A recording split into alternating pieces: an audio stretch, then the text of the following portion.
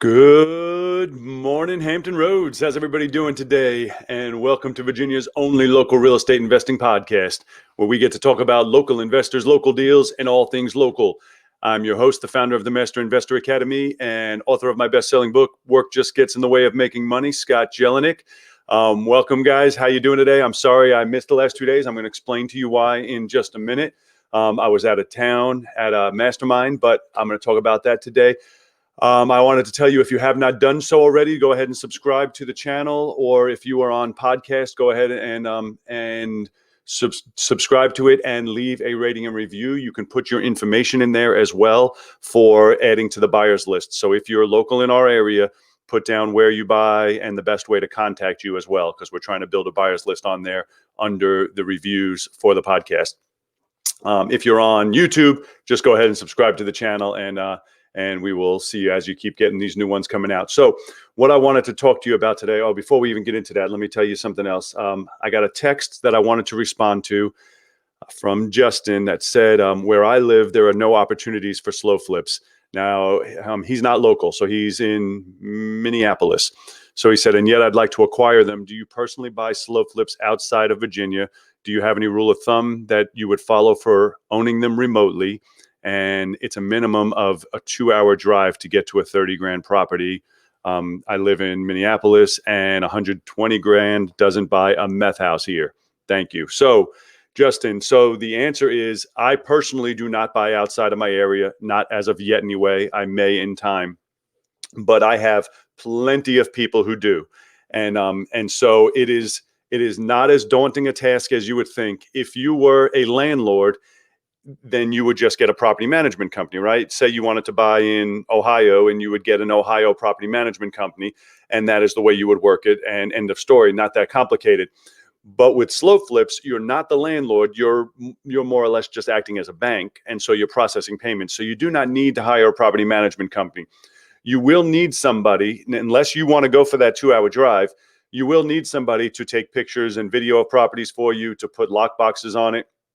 You will need somebody that you can contract if, in fact, there's a default, to go through the court process. However, there is no problem whatsoever with you buying outside of your local area.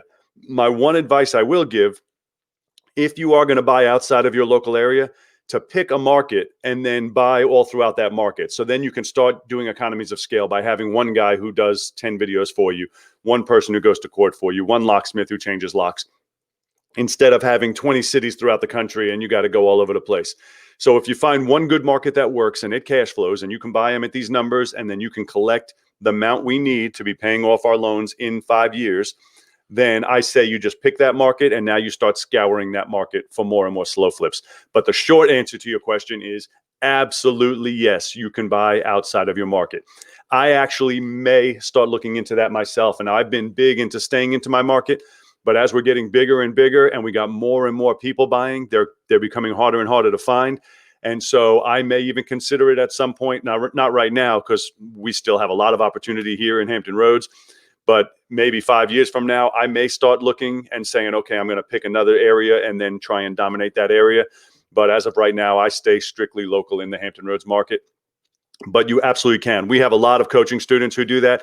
Not local coaching students, but national coaching students who live in an area where they can't buy, and they pick an area and they market at that area. And then when they get them, they keep them as SlowFlips.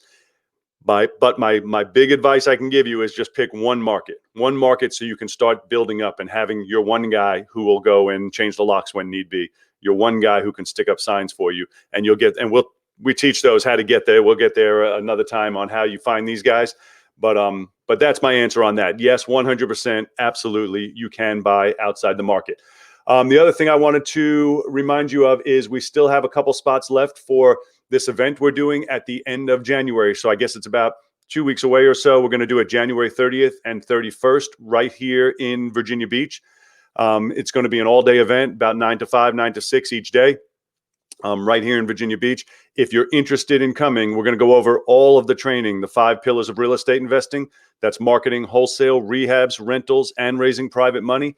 If you're interested in coming, just go ahead and text me at 757-699-4227, and I will send you all the details and a link to get yourself registered.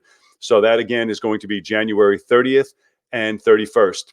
All right. So what I wanted to talk to you guys about today is going to be continuing education. So I went to a mastermind in St. Louis these last 2 days, and I go out there 3 times a year, and I'm in a couple other coaching groups where I pay to be coached. And it's interesting because people say, "Oh, well, you're already successful, or you are a coach yourself. What are you doing paying to be coached?" And let me tell you something. You all should be. Everybody should be. If you do not have a coach, you need to get one. It doesn't mean you have to pay for coaching. If you can't afford or don't want to pay for coaching, well, then find somebody who's willing to do it for free. It is the best money you can spend. Now, I spend a lot. I spend probably $100,000 a year on coaching in multiple different avenues a year. However, the question, and this came up at the session that we had this weekend, do you think we would do it? Do you think we would continue to spend this kind of money if we didn't get a return on it? If it wasn't, we put $1 in and get back $3 or get back $5. No, we clearly wouldn't do it. The reason we stay in this room, why we keep paying money for coaching and why we continue on is because we get value out of it. We get to spend money. Yes, coaching can be very expensive. We get to spend money on it. And then in return, we get massive value that we get to bring back and implement in our own businesses. And so I was thinking about it because we have people in this room. Now, this room I was in this past weekend, there was maybe 15 people in there.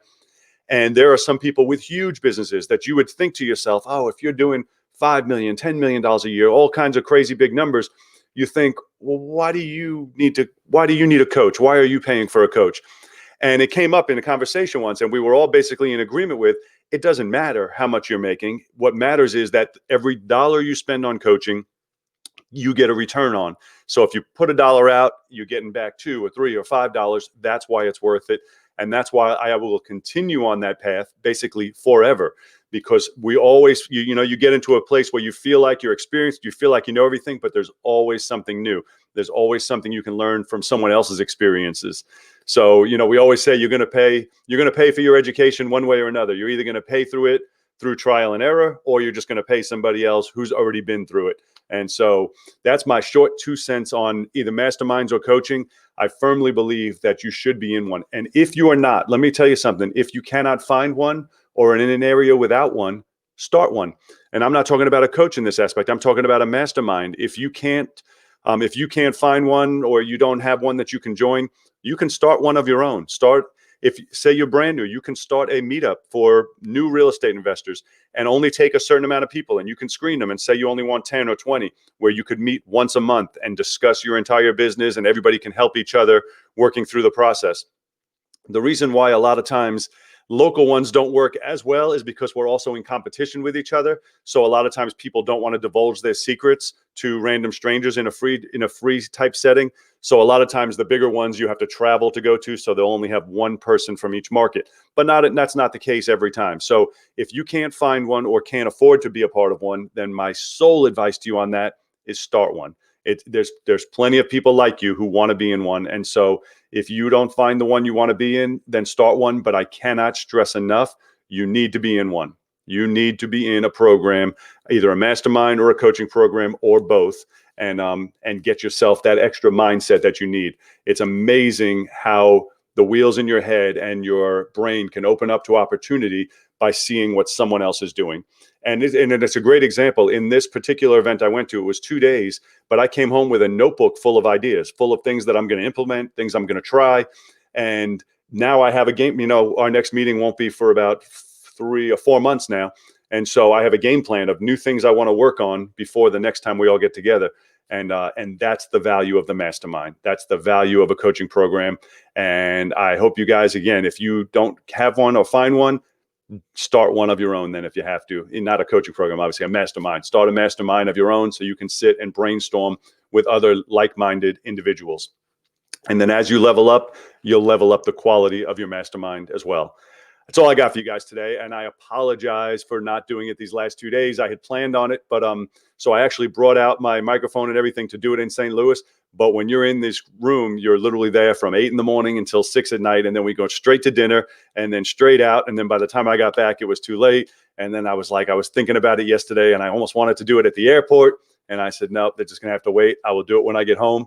I apologize for missing a day on you. And that's all I got for you guys today. If you're interested in coming out to our 2-day event we're having at the end of January, please go ahead and text me at 757-699-4227, and I will send you the information that you need to get yourself registered. We still have a couple of spots left. I would love to see you there. It's going to be a fantastic event. And that's all I got for you today. Go ahead and do something today that your future self is going to thank you for. And I will see you on the next one. Have an absolutely fantastic day.